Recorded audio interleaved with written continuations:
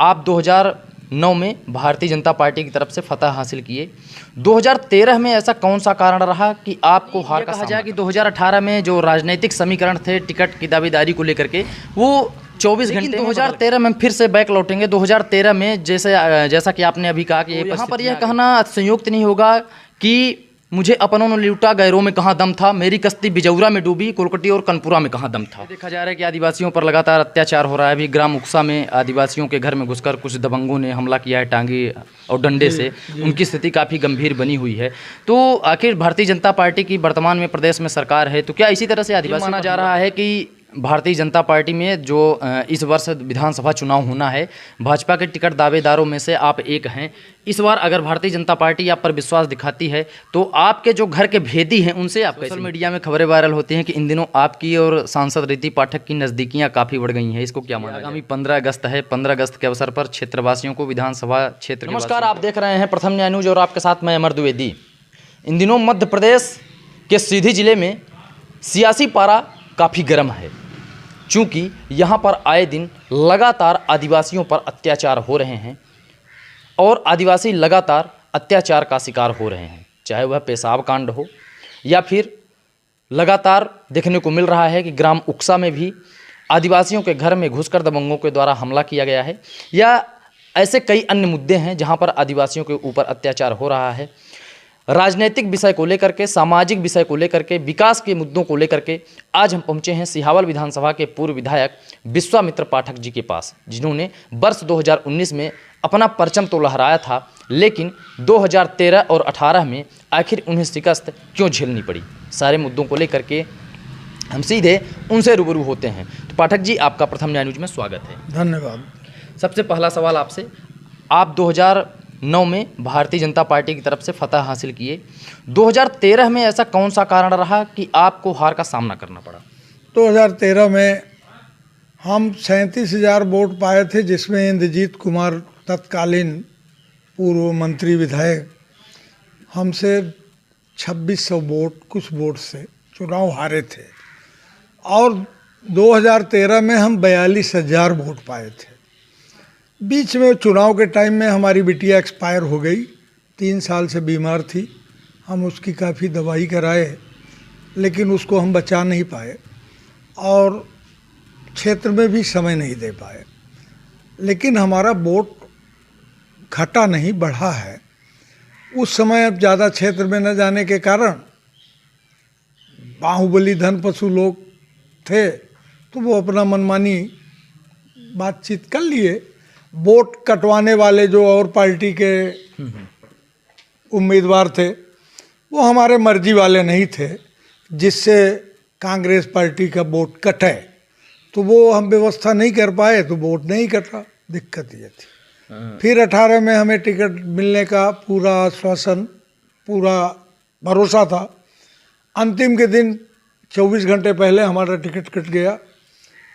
शीर्षस्थ नेतृत्व ने जो निर्णय लिया, जो लिया, जैसा लिया, उस पर हमें कोई जानकारी नहीं है।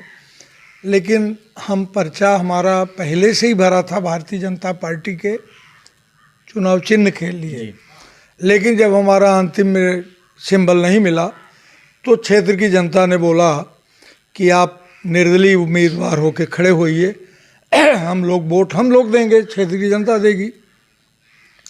लेकिन हमारा तब भी इच्छा नहीं थी कि हम निर्दलीय अपने पार्टी के खिलाफ चुनाव लड़ें।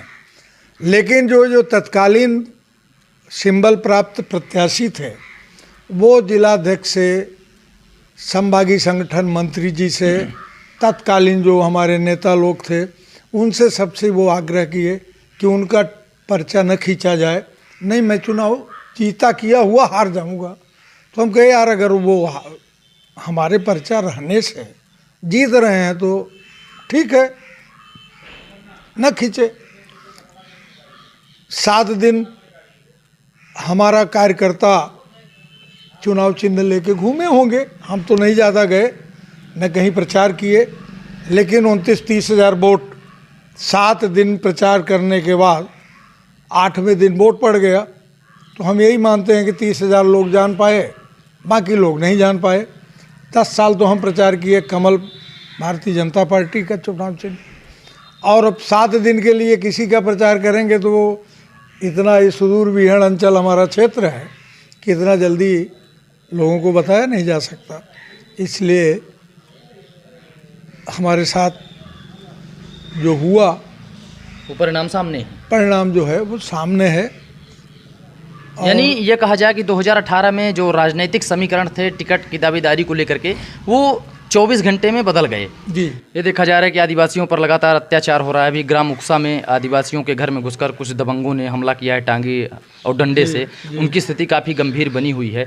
तो आखिर भारतीय जनता पार्टी की वर्तमान में प्रदेश में सरकार है, तो क्या इसी तरह से आदिवासियों पर हमला होता रहेगा? देखिए, हमारे यहाँ के वरिष्ठ कांग्रेसी नेता हैं। हमारे यहाँ तत्कालीन मुख्यमंत्री रहे, राज्यपाल रहे, केंद्रीय मंत्री रहे, हमारे नेता सीधी जिले के प्रदेश के नेता स्वर्गीय अर्जुन सिंह जी थे। उनके यहाँ पे सब अनुयायी लोग हैं। उनके मानस पुत्र इंद्रजीत कुमार थे, उनके लड़के कमलेश्वर पटेल जी थे। कांग्रेस का गढ़ सीधी जिला है। कांग्रेस पार्टी के लोग, कांग्रेस पार्टी की कोई योजना नहीं है आदिवासियों के हित में, हरिजनों के हित में, गरीबों के हित में कोई अच्छी उनकी कोई योजना है नहीं। क्या हम लाभ देंगे, दिलवाएंगे? 2023 में चुनाव आ रहा है, उनको ये लगी हम कितना जल्दी हीरो बन जाएं, कितना जल्दी वोट बटोर लें, कितना जल्दी हम नेता बन जाएं, कितना जल्दी चुनाव जीत के मैं पार्टी में सत्ता में आ जाऊं। ये उनकी सोची समझी कांग्रेसियों की प्री प्लान की योजनाएं हैं। ना तो कुबरी वाला कांड भाजपाई के द्वारा किया गया, ना तो सिंगरौली में भाजपाइयों के द्वारा किया गया। यहाँ सभी जगह कांग्रेसी, आज इसकी सीआईडी जांच हो तो पता चल जाएगा कि इसमें कांग्रेसी नेता लोग मिलके हमारे कुछ कार्यकर्ताओं को बहला फुसला के उस ओर ले जाके बदनामी करवाने की योजनाबद्ध तरीके से कांग्रेसियों की चाल है। इसी तारतम्य को लेते हुए उक्सा गांव में रात को दबंगों ने, कांग्रेसियों ने, सुपेला गांव के कांग्रेसी जो हायर सेकेंडरी स्कूल में मास्टर शिक्षक भी हैं, ऐसे लोग उक्सा गांव के आदिवासियों को आधी रात को कुल्हाड़ी, शब्बर, टांगा, लठ लेके उनको मारे, उनको प्रताड़ित किए, उनको फिर थाने में रिपोर्ट किए, दवाई नहीं होने दिए, सीधी अस्पताल में नहीं दवाई हो पा रही थी। दूसरे दिन जब हम गए तो हम वहाँ मिले उनसे, उनका हाल चाल, कुशल खैरियत जाना, क्या बात थी, सब उन लोगों ने मीडिया वालों को बयान दिया, सब लोग जाने। मैं स्वास्थ्य अधिकारियों से आग्रह किया कि ये गरीब हैं, आदिवासी हैं, इनकी दवाई की जाए, इनके पास पैसे नहीं हैं। सब दवाई फ्री में चालू हुई और हमारे स्वास्थ्य अधिकारी काफ़ी तन्मयता से मेहनत किए, हमारे सामने टाँका मारे, हमारे सामने मलहम पट्टी किए, दवाई किए, उनको बेड मिला और तब अब दवाई उनकी चालू है। मुकदमा भी कायम है, मुलजिम भी गिरफ्तार हैं और मुलजिमों को ढूंढ भी रही है पुलिस। सरकार की ये मंशा नहीं है कि हमारे आदिवासी गरीब कभी भी किसी के द्वारा प्रताड़ित हों, चाहे भाजपा का नेता हो, चाहे कांग्रेस का हो, किसी भी पार्टी का हो। अन्याय भारतीय जनता पार्टी की सरकार और हमारे मध्य प्रदेश के मुखिया माननीय शिवराज सिंह जी, जो हमारे मध्य प्रदेश के संवेदनशील मुख्यमंत्री हैं, उनकी ये मंशा कभी नहीं थी कि आदिवासी गरीबों के साथ अन्याय हो। ये अन्याय कर रहे हैं कांग्रेसी, प्री प्लान से करवा रहे हैं, कर रहे हैं और भारतीय जनता पार्टी की सरकार और हमारे नेता को बदनाम करने के लिए एक सोची समझी चाल है। ऐसा कुछ नहीं है भारतीय जनता पार्टी की तरफ से कि हमारे गरीबों को सताया जाए। ये माना जा रहा है कि भारतीय जनता पार्टी में जो इस वर्ष विधानसभा चुनाव होना है, भाजपा के टिकट दावेदारों में से आप एक हैं। इस बार अगर भारतीय जनता पार्टी आप पर विश्वास दिखाती है तो आपके जो घर के भेदी हैं उनसे आप कैसे निपटेंगे? देखिए, ऐसा है, ये भारतीय जनता पार्टी समुद्रवत पार्टी है, विश्व में सबसे बड़ी पार्टी है। और इसमें ये सब सोच जो अभी आप कह रहे हैं, ये सोच रखने वाले हमारे पार्टी में असंख्य लोग हैं। इसकी कैसे काट करेंगे और कैसे उसका सुधार करेंगे, कैसे बचाव करेंगे। लेकिन हम प्रबल दावेदार अपने से नहीं हैं। जनता जनार्दन, क्षेत्र की जनता जो कह रही है, पार्टी हमारी शीर्षस्थ नेतृत्व इस पर विचार करेगी। हमें प्रबल मानती है कि और किसी को मानती है, जैसा पार्टी निर्णय करेगी, आदेश करेगी, काम करूँगा। सोशल मीडिया में खबरें वायरल होती हैं कि इन दिनों आपकी और सांसद रीति पाठक की नज़दीकियां काफ़ी बढ़ गई हैं, इसको क्या माना जाए? हमारी नज़दीकियाँ पहले से भी थी।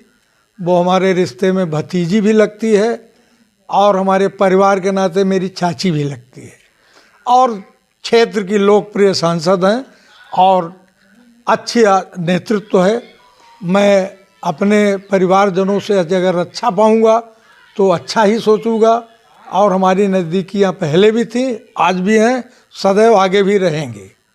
चलिए, आगामी 15 अगस्त है। 15 अगस्त के अवसर पर क्षेत्रवासियों को, विधानसभा क्षेत्र के वासियों को आप क्या संदेश देंगे? बहुत बहुत हमारी 15 अगस्त की शुभकामना, बधाई पूरे विधानसभा क्षेत्र सियावल, सीधी सिगरौली, सारे मध्य प्रदेश के जनता जनार्दन को, सबको बहुत बहुत 15 अगस्त की बधाई, शुभकामनाएं के साथ आप हमें समय दिए, आपको बहुत बहुत धन्यवाद।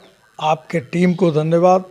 हमारे क्षेत्र की जनता के लिए आप सदैव प्रमुखता से अपनी न्यूज़ चैनल में स्थान दे रहे हैं, इसके लिए हम आपको बहुत बहुत धन्यवाद हृदय से करते हैं। धन्यवाद। पाठक जी, हमसे जुड़ने के लिए बहुत बहुत धन्यवाद। धन्यवाद।